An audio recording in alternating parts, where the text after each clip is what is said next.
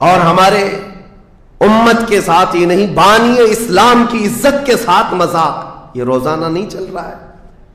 یہ تمام حالات کے بعد اب مجھے فکر اس بات کی ہوتی ہے، میاں جب ہمارے گھر میں جنازہ رکھا ہوتا ہے تو ہم کھانا تک نہیں بناتے چولہے پر گھر کے اندر، اور جب امت پر ایسے حالات گزر رہے ہوں تو کیا اس نوجوان کو یہ زیب دیتا ہے کہ وہ عیاشی میں رات گزارے؟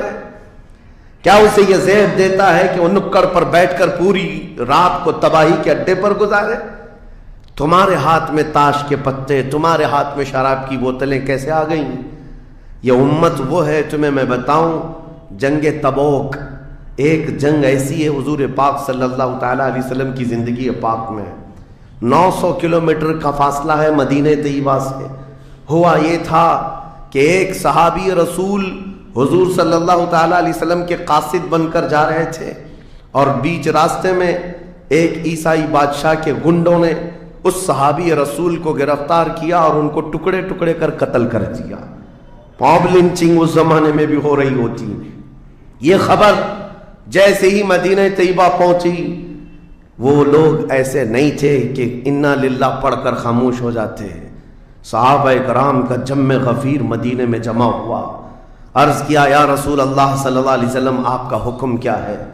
نبی کریم صلی اللہ تعالیٰ علیہ وسلم نے صحابہ کرام کو بھیجا، اس میں سپہ سالار کی تعداد کئی صحابہ کی تھی، اور جب یہ لشکر جرار مدینہ طیبہ سے نکلا 900 کلومیٹر دور چھل کر کے گئے، اور وہاں جا کر کے جن لوگوں نے حضور کے ایک غلام پر ہاتھ اٹھایا تھا ان کے بخیے کھڑا کر دیے، اور ان کو الٹ پلٹ کر کے آئے اور لوگوں کو یہ میسج دیا تھا کبھی حضور کے غلاموں کی طرف چھیڑ خانی نہ کرنا ورنہ پورا مدینہ باہر آ جائے گا۔